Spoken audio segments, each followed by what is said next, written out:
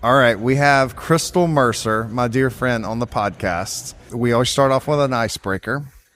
So we are in Mexico. You do a lot of cruises, right? I do. A lot of traveling. Yeah, a lot of traveling. So you come to a resort like this. Do you do excursions?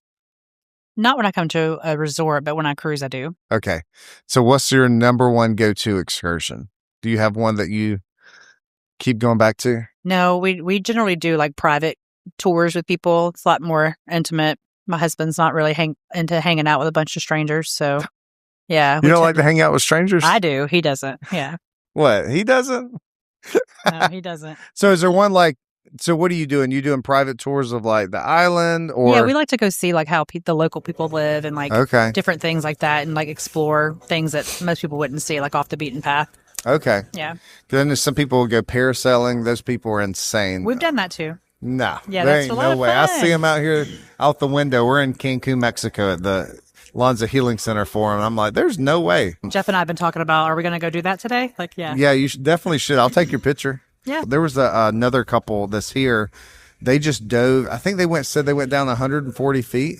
And they went through this tunnel that was dark. I was sweating. I'm like, you need to quit talking. I'm having anxiety. Yeah. How many cruises have you been on? We've been on 19 cruises. 19 cruises. Yeah. But we've done a lot of flying to locations too. So let me ask you this. Where's the best place you've been to that stuck out more? My two favorite trips we've been on was we took a trip to Iceland. And that was really cool. That was just last year for our anniversary. And then we did our Alaska trip was my top for sure. I would love to do both of those. Aaron and I were going to do Alaska. I think it was our 5-year anniversary, and the travel agent talked us out of it. They're like, "There's going to be nothing but old people there," and I was like, "That's fine with me. Like, go to bed at 8 p.m., eat at 6." That was my jam. Yeah, for sure. We did Alaska, I think, for our 25th wedding anniversary, and then we just did Northern Europe for our 30th. So yeah. Wow, you are traveling a lot. So Alaska and Iceland is where I need to go next. Yeah, for sure. All right. Book it. All right, let's jump into today's episode. How we talked in the pool, because like you get wild. You get wild. Like we got this relationship where you just ridiculous. love to give me heck. And I love that. You're such an easy target. I need that more in my life. But yeah, every time I see you, I'm like, you guys are just always fun to be around. Like I love that you're just like, hey, this is who I am. I don't give a crap what anybody else thinks. Yeah. And you're just that's something to look at. I'm like, I appreciate that, because in this industry, everybody's trying to outdo everybody and like prove they got, and you're just like, hey, this is who I am. And so I'm like, I always think back to when I was in cosmetology school back in 93 and 94. It's a long time. I was only like 8. The 1900s? Yeah, the 1900s. And I just remember I went to a pivot point school and they taught people skills. And I remember him saying you have to adjust your personality to every one of your clients. And I'm thinking, how exhausting is that? Like, there's no way I can do that. And I just, I've never been able to, I'm just always the same person, and the clients who don't like it, I'm okay with that. Like, I'm not for everybody, but for the ones I am for, they've been with me 30 years. So, but we were talking about this yesterday, how people are like, hey, I appreciate you because I know where I stand with you. Yeah. And that's something when I worked for other organizations and had a boss, I appreciated that, because you're not like, am I doing a good job? Am I not? Like, I don't know. And like, if there's something I need to do, just tell me. Well, be kind about it, but like, tell me. I just remember times in my life when I was like, because I love big, and I've been like obsessed with people. Like, I just love them. They're so fun to be around. And I love being in their aura, and then find out later that they never could stand me, and I'm like, well, God, that sucks, so I never want to make You're going to find out, but like, Evan didn't even like me. I'm really okay with that though. Yeah. But I just never want to make anybody else feel like that. Like, right. I don't want anybody leaving from being in my presence and feeling worse about themselves. So, and I don't always hit the mark, but sometime we're never going to like do it 100%, right? Yeah. So you have a salon in Summerville, South Carolina, right outside of Charleston. Yep. How long have you had the salon? I've had this location for 5 years. We've been open a little over 4. but I had to build it. So, and I had a salon previous to that for 13 years. Okay. So, yeah. And you had a business partner in that one, and this did. one you're sole owner. This one's just me. Yeah. Those 5 years, what's been the highs? Like, what are the things you look back, you're like, this was a great moment in that 5 years? I've just really enjoyed watching the young stylists grow. Like, I love to hire the ones who don't even speak and then watch them be rock stars, like, Yeah. that's been huge. One of my stylists has been with me over 16 years, and she's like that. She's a very quiet, reserved person. And I don't know why she still hangs out with me, but she does. And I just see them in her, like, or I see her in them, where I see how amazing she is and how good of an educator she is and how much of a team player she is. And I know that I can develop these little quiet little mice into that person. And Right. It's just been fun watching that. Right. Because you're focused on training. Yes. I feel like since I've known you, you're a systems person. Yeah, I'm definitely a spreadsheet nerd, systems So person. what's the system in the past 5 years that you put into place, and afterwards you're like, how did I operate without having a system? Like if it's a handbook or anything. I'm the kind of person, I had a handbook before I had a salon. Yeah, and so that's very important to me that things are in writing, that no one can say, well, I didn't know that. Well, if there's something you don't know, let me know, because we'll go in writing. Right. We'll make sure everybody knows. So business-wise, the one thing that I discovered most recently in this company is using a color management system. That's been amazing for our team and for our culture. And what other salon owners, I hope they realize, because I've talked to a few here at the event, and they're like, oh, I would never charge customers for their color and this, that, and the other. And I'm like, well, you kind of are when you charge them an extra bowl of color. Like, what Right. do you charge for that? And they're like, $25. I'm like, it was probably $7 worth of color. And so you're kind of ripping off your clients anyway, when you Yeah. could just be making sure that you're covered. And, and I mean, you're leaving so much revenue on the table for your business. And I use that revenue personally. I put it all in a separate account for just my team. And so I took our entire team on a cruise in January. And I take them on trips, and we have cookouts, and we spend a weekend at a lake a couple weeks back. And all of that is free to them because of me using every opportunity in my company to gain that momentum moving forward with money. Yeah. Yeah, it's interesting because I always think of the mechanic industry. How you go in, you come out, and it's like, what are all these charges? Yep. Well, the people think the same thing about the salon, and with Vish, it itemizes it, and you can see where everything's going. Yep. So it's just being more transparent. How long have you had Vish? When I started this company, I started with a management system, but I've had Vish for 3 years, I think. Okay. 3 of the 4. I still get a little pushback, especially from the ones who are always in someone else's purse. I'm like, get out of her business. If she didn't want to come here, she wouldn't, So I do get pushback from a few of them, like, well, couldn't we include some of the color? I'm like, well, no, because, this is how we do it. So, Yeah. So I get a little bit of pushback still, but I just got rid of all the scales that weren't Vish related. They will have an option, and I've made it very clear that it's considered theft if you do it without a scale. Yeah. So I mean, We had it's somebody clear. that we had to let go of our company years ago, and we found out afterwards they were eyeballing Yeah, color in the back because we took away all the scales as well. yeah. I was like, well, see ya. Yeah, and I just wish that more hairdressers and service providers would understand the business end of it. Right. Because like I explained to them, I want this company to live beyond me. If I were to not get home from Mexico, I want it to still survive and them have a good place to work and them to have the systems in place and everyone to know what's expected of them, whether I'm there or not. Yeah, that's such a great statement because Erin just talked about the Artist Academy and how she's here. We have 3 training, and it's just systematized. Yeah. Yeah. Thinking about how we ran our companies 10 years ago. Right. I'm like, Hope and a prayer. I'm we didn't have our software was mediocre. We didn't have Vish or any scale software. I'm like, to make money in the salon, this is the best time to do it because you got all the data and whatnot. So definitely have the the resources if people would just take advantage of them and utilize them. And understand them. Yes. A lot of them, they're like, oh, I don't understand this. And they throw it away. Yeah. All right. Hey, shameless plug. We want to continue to serve. Check out the App Store. Type in The Refined Network. It's available both on Apple and Android. Here's the thing. It's a way that we can continue to serve you. All of our podcasts, all of our digital resources, and our community is there. Here's the thing. We believe that we're better together.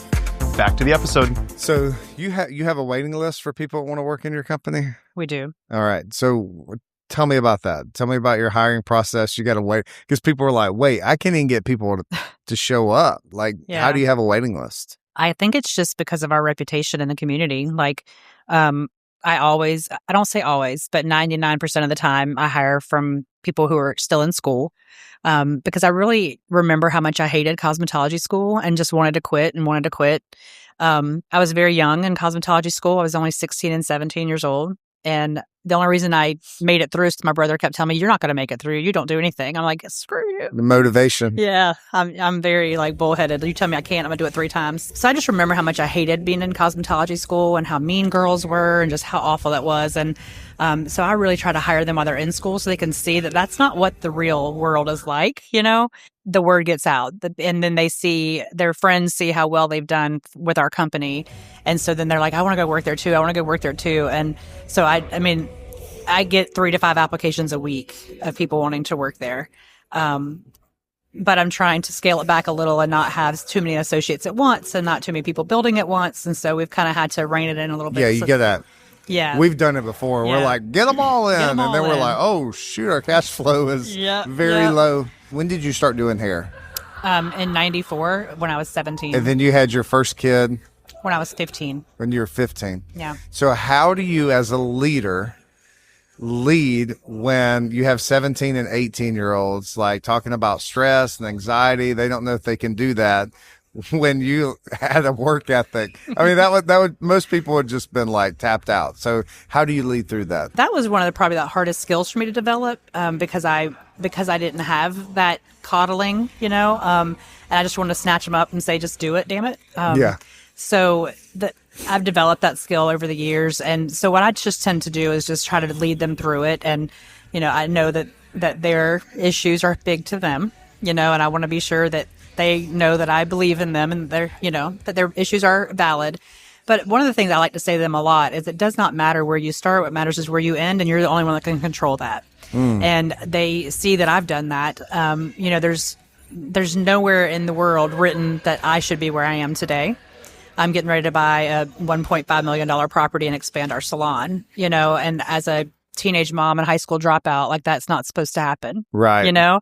So I just really try to lead by example for that, for them and for anybody in my orbit, you know, because I just feel like that I'm the only one that can control where I end up, and I'm going to make sure that it's where I want to be, you know? So that's what I try to lead them through. Yeah. I mean, you had the odds against you. Oh yeah. I'm sure people in your life back then were like, this is not. Oh, I was the screw up. Yeah. I was the one that was, you know, that's just Crystal. Yeah. You know, what did she do now? Kind of thing. Right. And, you know, because I was really into having fun. I was like, is it legal or not? I don't care. Let's do it. You know, like if we didn't get caught, let's try it again. You know, still have that. I kind of had that streak. Yeah. Luckily I have Jeffrey, who's, you know, he's the voice of reason. You seek out a lot of coaching. You've got coached by multiple coaching companies. Yes.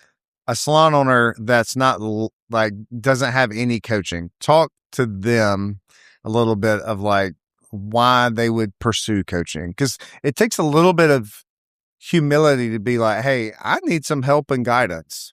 Yeah. Which honestly, I mean, everybody does, you know? I've always kind of been that person to doubt myself because of, you know, my upbringing and all the things I went through. But, so I've always been like, well, there's got to be something I don't know. Like, what do I not know? Like, I'm doing all right, but am I doing it by chance or by choice, you know? Right. And so for me, I've always sought out coaching to develop systems. And because like I said, I want this to live beyond me. I don't want to just cut hair until I die. You know, like I want to be able to offer benefits to our team and, you know, watch them grow and succeed and not feel like they have to go get a job at Target just so they can have health insurance, right. You know, things like that. So, yeah, it's heartbreaking when I'm coaching a salon and they're like, you know, this stylist is having to work a second job. Yeah. And I'm like, oh, that's like, and that's what Christopher does at the Refined Network is like, hey, we're going to have skill coaching where your people at level 1 hitting their goals can live in the community that they serve. Now, if they're associates and they're working second jobs, I kind of like that. It gives a little bit of work ethic. Yeah. You know, I'm like, okay, I get it. Like you're grinding and have that work ethic. So. Well, and one of the things about hiring them while they're still in school, that also shows me their work ethic. If they're willing to go to school full time and That's still work true. for me, and not call out all the time and not be super whiny and fussy the whole time, like that helps me decide if they're going to make it into my associate program once they're licensed stylists. So are you in the schools? Are you visiting the I do. schools and teaching Yeah. in the schools? Yeah, I do. All right. So how? In North and South Carolina. Okay. Yeah. North and South. Yeah. I have a friend who runs a cosmetology program in North Carolina, and I go to her school as well. Okay. Yeah. So are you recruiting from North Carolina? Her school is like right at the border, so most of her students are dual license because they can take one board and get dual license with an extra fee. Oh, okay. What would you tell a salon owner? It's like, okay, I hear you. I need to get into school. How do I do that? Like, what's some first steps? Well, almost all the schools have like career days and, opportunity days. And like 2 or 3 of the different schools in our area have like panel of professionals where they'll ask salon owners to come in and just let students ask questions just openly. And I really just do those. And then a lot of times they'll email me and say, hey, would you mind teaching on this subject or whatever? And if I have the time, I will.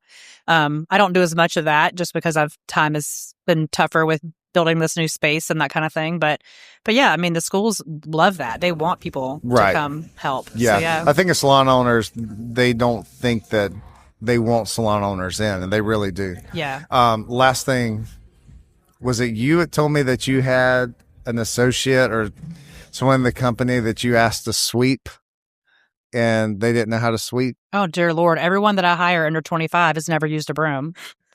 Like they Swiffer. And I realized that one day because she like pushes. I'm like, what are you doing with that broom? Okay, that makes sense. Yeah. I thought like it was just foreign to them. Well, but So it they were kind of just- is. They know how to Swiffer because, at home they push this little thing around. Yeah. But yeah, they don't know how to use the actual broom to sweep hair We'll into throw an that eye into bag. the Artist Academy. You have to, man. You have to. Like, I think that should be lesson 1. Oh, man. I remember you told me that. I was like, you've got to be kidding. Nope. And it happens all the time. And I'll tap somebody on the shoulder and say, hey, watch her. And we'll just like laugh. And like, then I'll say, girl, let me show you how to use that broom, That's hilarious. Well, Crystal, it's always a pleasure. You've been on your best behavior. I'm kind of shocked. I'm trying.